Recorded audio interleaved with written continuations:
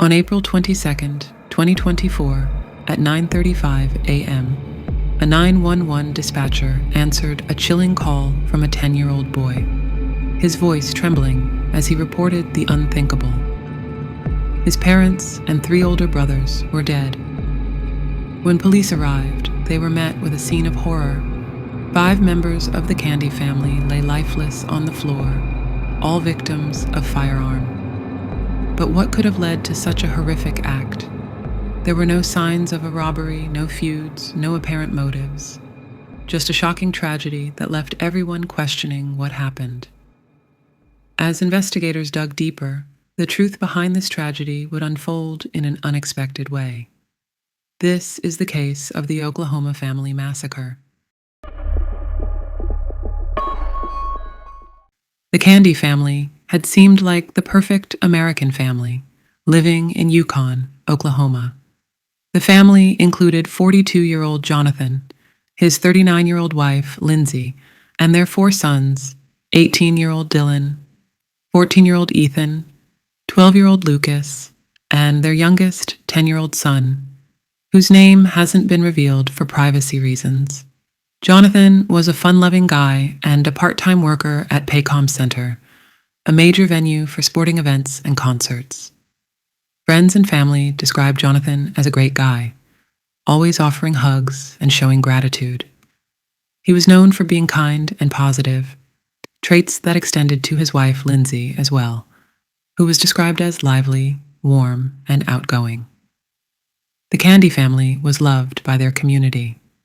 Lindsay, a friendly and sociable person, passed on these qualities to their children, who were also known for their bright personalities. Dylan, the eldest son, had just graduated from Mustang High School and was attending Oklahoma Baptist. Ethan, the second son, played baseball for Mustang North High School and was admired for his leadership and positive attitude on the field. Lucas, the 12-year-old, was a smart and energetic kid who loved sports and outdoor activities. From the outside, the Candy family appeared to be a model family, united and happy, with no signs of any trouble. However, as the morning of April 22nd unfolded, their lives would be forever changed. The 10-year-old son of the Candy family woke up to a quiet morning, expecting a normal day. The house was eerily silent, and he couldn't hear much outside his room due to the fan blowing air in his direction. But when he stepped out of his room around 9 a.m., the scene was unlike anything he had ever imagined. The floor was covered in blood, and his parents and 3 brothers were lying lifeless in pools of blood. The horrifying reality struck him like a jolt of electricity. His family had been brutally murdered. In a panic, he dialed 911 and reported the scene to the dispatcher. When the police and rescue workers arrived at the scene, they were confronted by a horrific sight. Jonathan Candy, his wife Lindsay, and their 3 sons, Dylan, Ethan, and Lucas, were all dead because of fatal gunshot injuries. Jonathan was found with a gunshot wound to his head. Initially, investigators thought the family had been murdered by an intruder. However, as they examined the scene, they uncovered a much darker truth. Jonathan Candy, the father, had been the one to carry out the crime before ending his own life. The discovery left everyone in shock. Jonathan had been the one to murder his own family before ending his own life. This revelation shocked neighbors, friends, and family, who had always known Jonathan as a kind and happy person. The suddenness and brutality of the crime left everyone struggling to comprehend how something so horrific could happen to a family that had always seemed so loving and stable. The case raised even more disturbing questions. What could have driven Jonathan Candy to commit such a heinous act? Why did he spare the life of his youngest son? Investigators were left grappling with these questions, trying to piece together the dark truth behind the murder of the Candy family. The investigators were left with some key questions after interviewing those close to the Candy family. Why would Jonathan take the lives of his wife and 3 children, and why would he spare his youngest son? These questions became even more perplexing when there were no signs of domestic violence or conflicts among the family members. From the outside, the Candy family had always appeared to be very close-knit. In an effort to find answers, the investigators began digging deeper into the personal lives of each family member, with a special focus on Jonathan. They hoped to understand what could have led him to commit such an extreme act. The investigation involved looking into Jonathan's finances, his mental health, and his relationship with his wife and children. Every possible clue was needed, so the police conducted a thorough search of the family's home, with particular attention to the room where the victims were found. The crime scene was filled with blood, but there was no sign of resistance or struggle from the victims. The next step was interviewing Jonathan's neighbors, colleagues, and family. When the investigators spoke to Jonathan's co-workers, they painted a picture of someone who always created a happy and cheerful atmosphere at work. They said Jonathan had never shown any signs of emotional distress or mental health struggles.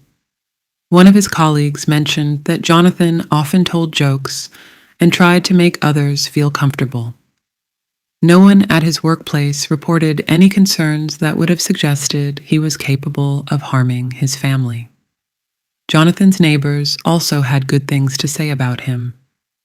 One neighbor, Michael Burcham, recalled how Jonathan was always willing to help others, whether it was fixing a car or helping with household repairs. Burcham expressed that he never sensed anything out of the ordinary between Jonathan and his wife. However, when the police began speaking with Jonathan's family and close relatives, they uncovered a different side to the story.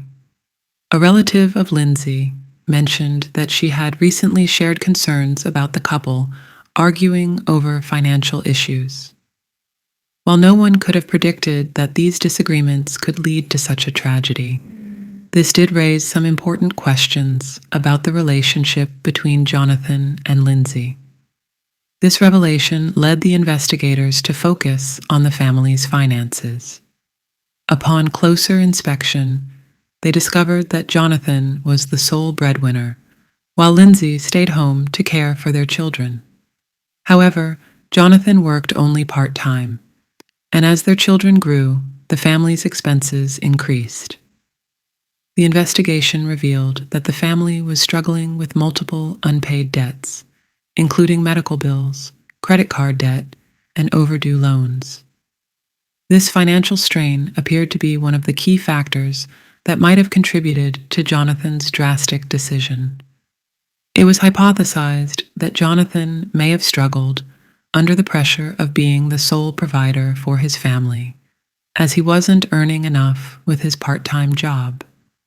When Jonathan's relatives were interviewed, some of them shared that he had expressed dissatisfaction with his job and felt as though he hadn't achieved anything significant in his life. He also felt trapped in his role as a father and husband, but believed there was no way out of these responsibilities.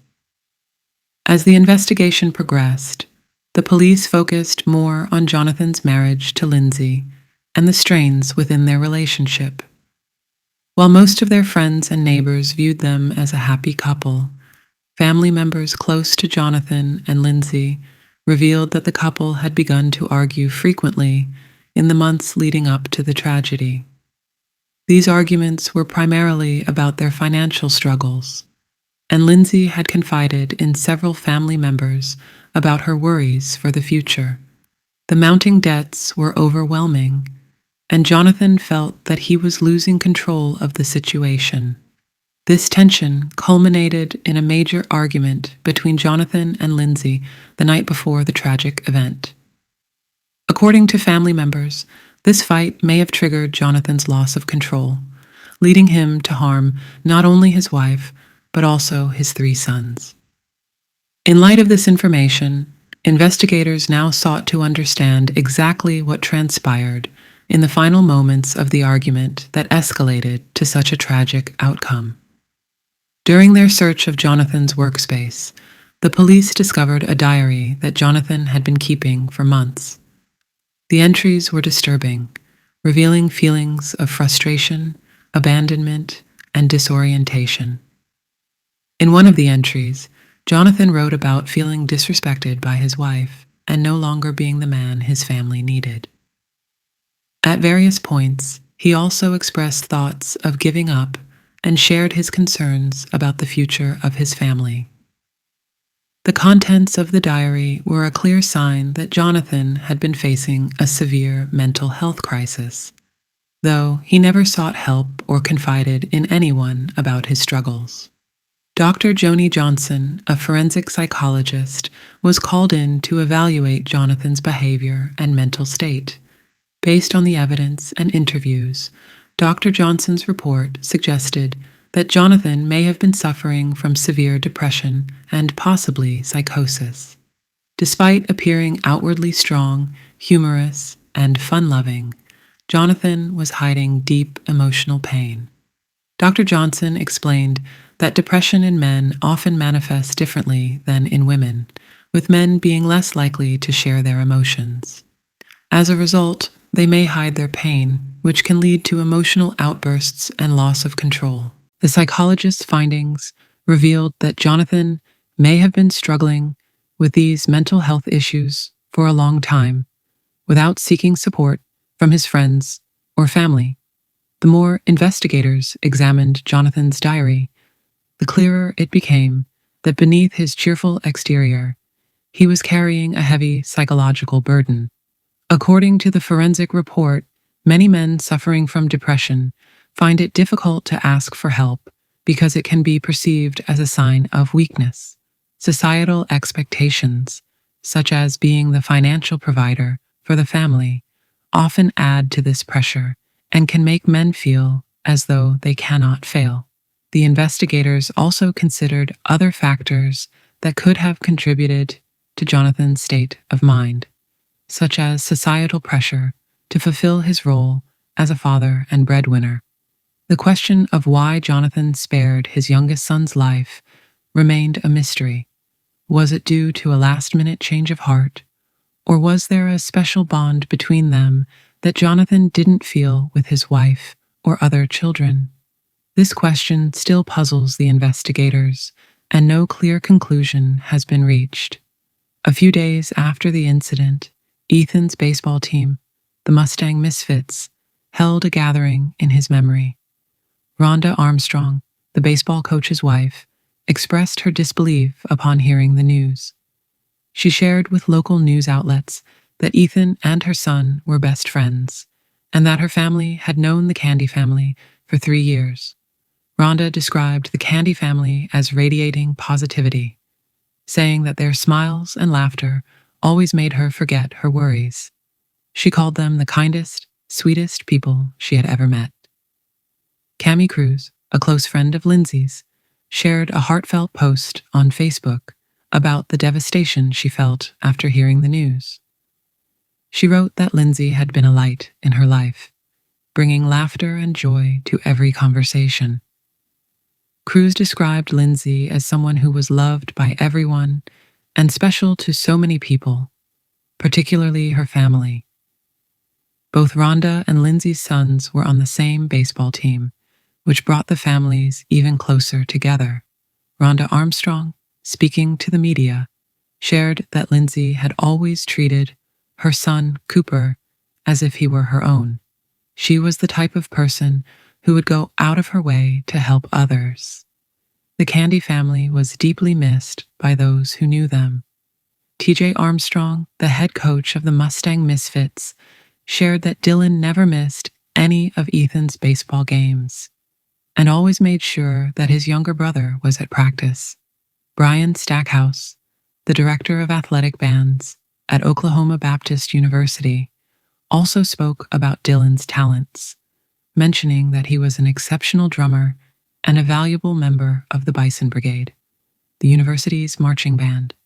He recalled how Dylan quickly adapted and excelled within the group, even taking on a solo during band camp in August 2023. Stackhouse praised Dylan's perseverance, kindness, and ability to stay positive even on difficult days. Dylan was known for his social nature, making friends easily wherever he went. In memory of Dylan, the Bison Brigade announced plans to retire his bass drum and uniform, and a memorial was planned for the area of the band department on campus. Ethan Candy, who was in ninth grade at Mustang High School and played for the Mustang Youth Sports baseball team, was described by his coaches as an amazing kid who could always make others laugh, no matter how tough the day was. Ethan had formed a close bond with his teammate, Cooper Armstrong. The two were inseparable, and their teammates often referred to them as twins. TJ Armstrong fondly remembered Ethan as his sweet little Candyman, a source of joy who was always smiling and laughing. Coaches and teammates alike were working on setting up a memorial bench for Ethan at Mustang High School. Lucas Candy was in sixth grade at Meadowbrook Intermediate School. Known affectionately as Luke, he was often seen playing with younger siblings of other baseball players during Ethan's practices. TJ Armstrong described him as a happy, kind, and smart boy who loved running around and playing during his brother's games. Lucas's loss, like that of his brothers, was deeply felt by those who knew him. The remaining member of the Candy family is the youngest son, who now faces an unimaginable amount of psychological trauma. His life, once full of promise, was tragically altered in just a few hours. Lindsay's family has since taken in the boy and spent the first heartbreaking weekend doting on him. They all reminisced on the legacies of Lindsay, Dylan, Ethan, and Lucas cut too soon, but have pointedly left Jonathan Candy's name out of their storytelling. An online fundraiser titled Help Lindsay Candy's Surviving Son even points to the family's dedication to erase the killer's memory. This tragedy echoes similar cases where personal crises and hidden motives led to horrific outcomes.